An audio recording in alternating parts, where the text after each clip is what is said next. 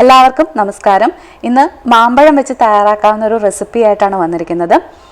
കുറഞ്ഞ ചേരുവകൾ കൊണ്ട് പെട്ടെന്ന് തയ്യാറാക്കിയെടുക്കാൻ പറ്റുന്നൊരു മാംഗോ ക്രീമാണിത്. നല്ല ടേസ്റ്റി ആയിട്ടുള്ളൊരു ഡെസേർട്ടാണ്. നമുക്ക് പെട്ടെന്ന് ഒരു മധുരം വേണമെന്ന് തോന്നുമ്പം ഓടിപ്പോയി തയ്യാറാക്കാവുന്ന ഒന്നാണിത്. അപ്പോൾ നമുക്ക് വേഗം തന്നെ റെസിപ്പിയിലേക്ക് കടക്കാം. അപ്പോൾ ഈ മധുരത്തിന് വേണ്ടിയിട്ട് ഞാനിവിടെ ഇതുപോലുള്ള 2 മീഡിയം സൈസിലുള്ള മാമ്പഴമാണ് എടുത്തിരിക്കുന്നത്. ചെറിയ മാമ്പഴമാണെങ്കിൽ 3 എണ്ണം വരെ എടുക്കാം, വലുതാണെങ്കിൽ 1 എടുത്താലും മതിയാവും. ഇനി ഇതിൻ്റെ തൊലിയൊക്കെ കളഞ്ഞിട്ട് നമുക്ക് ഇത് ചെറിയ കഷ്ണങ്ങളാക്കി മുറിച്ചെടുക്കണം. അപ്പം ഇതിൽ കാണുന്ന പോലെ തന്നെ ഞാൻ 2 രീതിയിലാണ് മുറിച്ചിരിക്കുന്നത്. കുറച്ച് വലുതായിട്ടും കുറച്ച് ചെറുതായിട്ടുമാണ്. ഈ വലുതായിട്ടുള്ള കഷ്ണങ്ങൾ നമ്മൾ ആദ്യം മിക്സിയുടെ ജാറിലേക്ക് മാറ്റിയിട്ട് നന്നായിട്ട് അരച്ചെടുക്കാൻ വേണ്ടിയിട്ട് പോവാണ്. നല്ല പേസ്റ്റ് പരുവത്തിൽ തന്നെ. വേണമെങ്കിൽ 1-2 ടേബിൾ സ്പൂൺ വെള്ളം കൂടെ ചേർത്തിട്ട് അരച്ചെടുക്കാം. ഇപ്പം ഞാനത് നന്നായിട്ട് അടിച്ച് കൊണ്ടുവന്നിട്ടുണ്ട്. ഇനി ഇതിലേക്ക് നമ്മൾ മധുരത്തിന് ആവശ്യമായിട്ടുള്ള കണ്ടൻസ്ഡ് മിൽക്കാണ് ചേർത്ത് കൊടുക്കാൻ പോകുന്നത്. അപ്പോൾ നമ്മൾ എടുത്തിരിക്കുന്ന മാമ്പഴത്തിൻ്റെ മധുരം അനുസരിച്ചിട്ടും അതുപോലെ തന്നെ നമ്മൾ ഇതിലേക്ക് ഇനി കുറച്ച് ക്രീമും കൂടെ ചേർക്കുന്നുണ്ട്. ആ ക്രീമിന് ആവശ്യമായിട്ടുള്ള മധുരം കൂടെ കണ്ടിട്ട് വേണം കണ്ടൻസ്ഡ് മിൽക്ക് ചേർത്ത് കൊടുക്കാൻ വേണ്ടിയിട്ട്.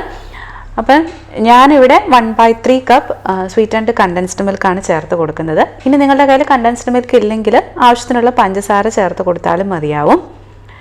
ഇനി ചേർക്കേണ്ടത് 1 ടീസ്പൂണോളം മാംഗോ എസൻസ് ആണ്. ഇത് നിർബന്ധമൊന്നുമില്ല, പക്ഷെ നിങ്ങളുടെ കൈവശം ഉണ്ടെങ്കിൽ തീർച്ചയായിട്ടും ചേർത്ത് കൊടുക്കുക. നമ്മുടെ ഡെസേർട്ടിന് നല്ലൊരു ഫ്ലേവർ കിട്ടാൻ വേണ്ടിയിട്ട് ഈ എസൻസ് ചേർക്കുന്നത് സഹായിക്കും.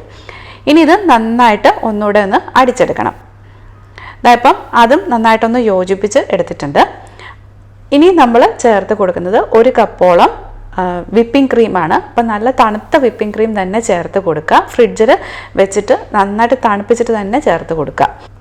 ഇനി ഇത് നമ്മൾ വീണ്ടും ഒന്നുകൂടെ ഒന്ന് ബീറ്റ് ചെയ്തെടുക്കാൻ പോവുകയാണ്. ഏകദേശം ഒരു 30 സെക്കൻഡോളം ഒന്ന് ബീറ്റ് ചെയ്തെടുത്താൽ മതിയാവും. അപ്പോഴത്തേക്കും നമ്മുടെ വിപ്പിംഗ് ക്രീം ചെറുതായിട്ടൊന്ന് വിപ്പായി കിട്ടും. കണ്ടോ, ഈ ഒരു ക്രീമി കൺസിസ്റ്റൻസി കിട്ടും.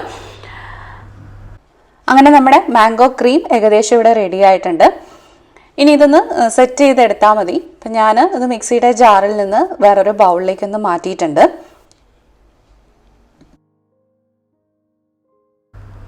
ഇത് കുറച്ച് ചൗവരി ഞാൻ നേരത്തെ വേവിച്ച് വെച്ചിരുന്നതാണ്. ഏകദേശം ഒരു 1/2 കപ്പോളം ചൗവരി കുറച്ച് നേരം വെള്ളത്തിൽ കുതിർത്ത് വെച്ചതിന് ശേഷം കുറച്ചധികം വെള്ളത്തിൽ വേവിച്ചെടുത്തതാണ്. ചൗവരി വേവിക്കാനൊക്കെ എല്ലാവർക്കും തന്നെ അറിയാമായിരിക്കും, അതുകൊണ്ടാണ് ഞാൻ പ്രത്യേകം കാണിക്കാതിരുന്നത്. ഇനി ഇത് നമുക്ക് എങ്ങനെ സെറ്റ് ചെയ്തെടുക്കാമെന്ന് നോക്കാം. അപ്പം ഞാനിത് സെറ്റ് ചെയ്യാനുള്ള ഒരു ബൗൾ എടുത്തിട്ടുണ്ട്. 2 രീതിയിൽ സെറ്റ് ചെയ്യുന്നത് കാണിക്കുന്നുണ്ട് കേട്ടോ. ഇത് ആദ്യത്തെ രീതിയാണ്. ആദ്യം നമ്മുടെ മാംഗോ ക്രീം ഇതിലേക്ക് ഇട്ട് കൊടുക്കാം.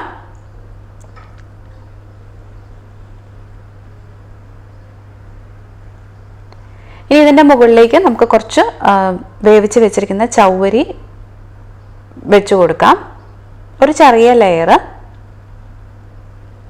അതിൻ്റെ മുകളിലായിട്ട് നമ്മൾ ചെറിയ കഷ്ണങ്ങളാക്കി മുറിച്ച് വെച്ചിരിക്കുന്ന മാമ്പഴം ഉണ്ടല്ലോ, അതും കൂടെ വെച്ച് കൊടുത്ത് ഒരു ചെറിയ കഷ്ണവും അതുപോലെ ഒരു മിന്റ് ലീഫും ഒക്കെ വെച്ചിട്ട് ഒന്ന് ഡെക്കറേറ്റ് ചെയ്ത് നമുക്ക് സെർവ് ചെയ്യാം.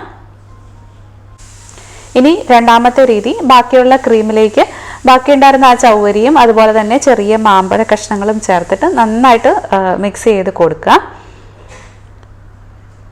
അതിനുശേഷം നമുക്ക് സെർവ് ചെയ്യാനുള്ള ബൗളിലേക്ക് അത് മാറ്റിയിട്ട് മുമ്പേ ചെയ്തതുപോലെ തന്നെ ഒരു ചെറിയുടെ കഷ്ണമോ പുതിനയിലയോ ഒക്കെ വെച്ചിട്ട് നന്നായിട്ടൊന്ന് ഡെക്കറേറ്റ് ചെയ്തതിന് ശേഷം നമുക്ക് സെർവ് ചെയ്യാം.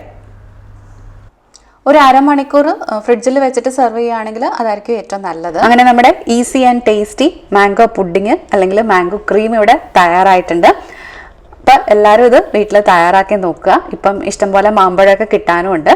ട്രൈ ചെയ്ത് നോക്കിയിട്ട് നിങ്ങളുടെ അഭിപ്രായങ്ങൾ തീർച്ചയായിട്ടും കമൻസ് ആയിട്ട് രേഖപ്പെടുത്തുക. നിങ്ങൾക്ക് ഈ റെസിപ്പി ഇഷ്ടമായിട്ടുണ്ടെങ്കിൽ ലൈക്ക് ചെയ്യാനും മറന്നു പോകരുത്. ഒപ്പം ആദ്യമായിട്ടാണ് ഈ ചാനൽ കാണുന്നതെങ്കിൽ ഒന്ന് സബ്സ്ക്രൈബ് ചെയ്തേക്കുക. സബ്സ്ക്രൈബ് ചെയ്യുമ്പോൾ അടുത്തുള്ള ബെല്ലൈക്കണും കൂടെ ഒന്ന് ക്ലിക്ക് ചെയ്യാൻ മറന്നു പോകരുത്. എന്നാലേ ഉള്ളൂ ഞാൻ പുതിയ റെസിപ്പീസ് ഇടുമ്പം അതിൻ്റെ നോട്ടിഫിക്കേഷൻസ് നിങ്ങൾക്ക് കിട്ടുകയുള്ളൂ.